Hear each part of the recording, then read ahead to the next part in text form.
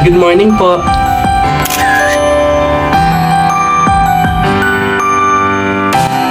Good afternoon po.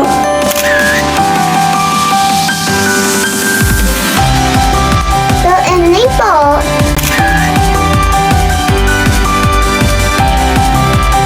Salamat po mga kapangarap.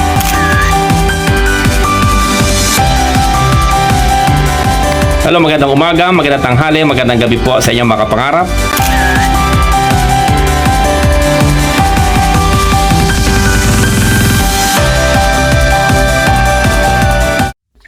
Hello mga kapangarap, magandang araw po sa inyo. Today papakita ko po sa inyo kung paano po nagda-drive tong Tesla mag-isa.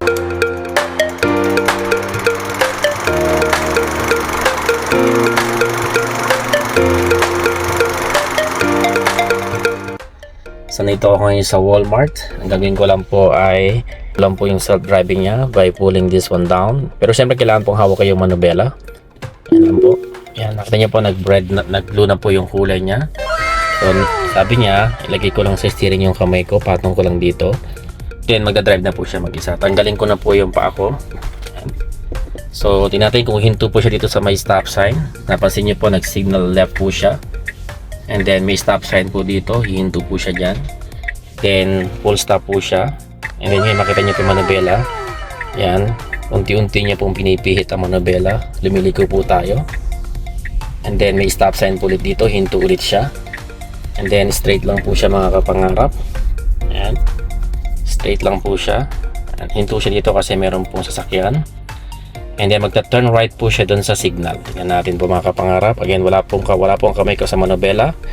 Mismong si Tesla po ang nagda-drive. Pupunta po kasi ako sa TNT Market. So, now turn right onto Discovery subukan Way. ko kung anong gagawin ni Tesla mag-drive mag-isa. So, ayan. Siya na po mismo yan mga kapangarap. Enjoy watching po mga kapangarap sa pagda-drive po mag-isa ni Tesla. Kaya umiikot na po tayo dito. Ayan. So, then magta-turn left siya. In Change 200 lane po siya. meters, turn left onto Nag-change 50 lane po siya mga Avenue. kapangarap. Ayan, nagpo-blue. Apply turning force to steering wheel daw sabi niya. So, bigay ko lang yung kamay ko muna dito. Ayan, alalayan natin ng konti. But basically, I don't do anything. Siya mismo nag-change ng lane. And nagda-drive po siya mag-isa. So, yan, Now kinakita niyo po turn yung left daan. onto 50 Avenue. Turn left daw sa 50 Avenue. Siya po ang umihit. Ayan po, siya po ang umihit ng manubela mga kapangarap. Amazing. And siya rin po ang nagpapatuloy ng car, as you can see. So 50 km po dito, saktong-sakto talaga. 50 km per hour lang po dito. Saktong-sakto po talaga yung kanyang takbo, 50 km per hour. And yung distance niya po sa mga sasakyan talaga na-maintain niya po. So as you can see, wala po yung aking manubela, ala po yung aking manubela, ala po yung aking manubela, ala yung kamay ko sa In manubela. 200 meters, But the turn car left to take is the driving L2 by North itself. ramp. And nag-GPS din siya mag-isa. Wow, amazing. Maganda talaga to sa mga lasing ka o kaya masama pakiramdam mo, hindi ka makapag-drive or may disability ka. So this car is good, right? And sinubukan ko lang kasi binigyan ako ng Tesla ng 1 month free trial. Might as well, natin, diba, take advantage sa 1 month free trial na mag-drive mag-isa po ang Tesla habang ikaw ay nagbibideo, habang ikaw ay alam mo Now na, turn left to nakipag-usap sa take inyo the mga L2 kapangarap. North ramp. Ayan. Pero sabi niya, lagay ko din manubela ko sa, lagay ko yung kamay ko sa manubela para just in case lang, no? Emergency, at least nakahanda na po yung kamay natin. Pero tingnan natin po sa highway mga kapangarap, gaano kayang tulin ang gagawin ni Tesla sa highway po mga kapangarap. Kaya tabayanan niya po yan may ng konti. So yan mga kapangarap, may stop sign po kasi minto siya. Basta ginawa ko po, ang destination natin is TNT. It's 20 minutes po drive and 24 km. 74% matitira sa battery ko. Ngayon nakahinto tayo at naka-blue po yung manubela. Sabihin niyan, naka-activate po yung ating self-driving. And maximum limit niya po is 50 km per hour po. And paliko po ito. Tingnan natin kung paano siya magta-turn dito sa sharp. Nakita po yung sharp turn na yon. So doon po tayo magta-turn. Ayan, nag-signal na po si Tesla mag-isa. And I don't touch. Tingnan niyo po maigi, wala yung manubela. Wala yung kamay ko sa manubela. But the Tesla car turning the manubela itself. Ayan, and then 66 km. Bibilis na po tayo kasi 110 km per hour po dito. So paglabas niya dito sa ano na daan na to, service road. So for sure, papalo to. Tingnan natin kung tayo iingatan ni Tesla sa daan. Okay? Kasi maraming sasakyan. Ito na po mga kapangarap. So sabi lagi ko daw po yung kamay ko sa ano. Yan niya ako ng warning na lagay ko yung kamay ko sa manubela. Pero just in case lang yan. So magsisignal na po siya. Ayan. Nagsisignal, jojoy na po siya sa highway mismo. Ayan. Nakita niyo po yung daan. Ayan. So nasa gitna po tayo ngayon ng highway. Kasi meron po ditong construction. So 80 km per hour po tayo dito. So ayan. So nag-overtake po si Tesla, mga kapangarap. Nag-overtake po siya dito sa mga sasakyan na sa gilid ko. Yan, kita niyo yung mga sasakyan na yan, in-overtakean niya po yan. So yan, dito po tayo mismo sa highway po, mga kapangarap. As you can see, si Tesla po mismo nagdadrive ng sasakyan ko. I'm just relaxing here po. And alali lang tayo sa manubela.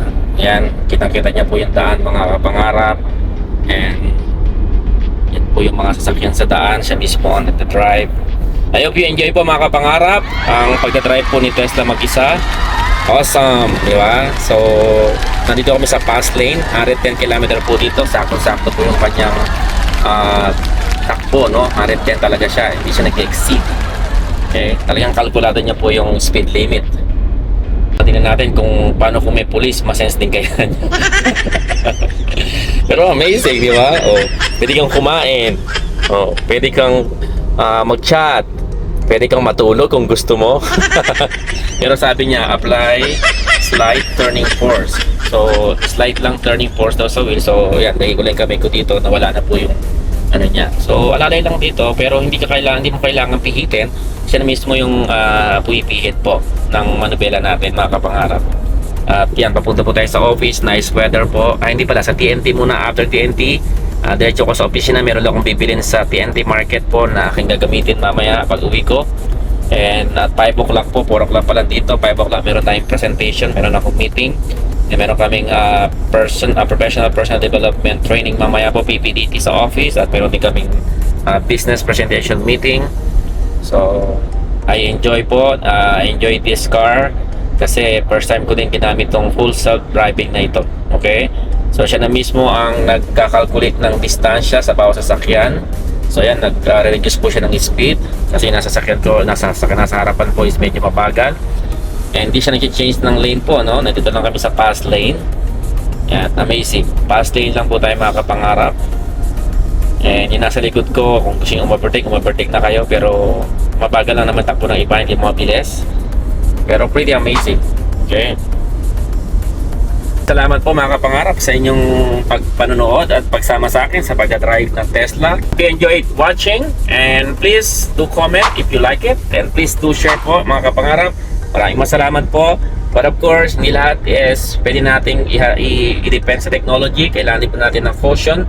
Kaya po ako ay prepared din po ako dito. Okay? Just in case yung mangyari, handa tayo sa mga mga dapat natin gawin po. Salamat po and have a good day. Hello, good morning po sa inyo, mga kapangarap. Again, maraming salamat po sa panonood po ng aming video from the start to finish. Kaya naman po, kayo po ay mayroong chances na makasali sa aming pakulo.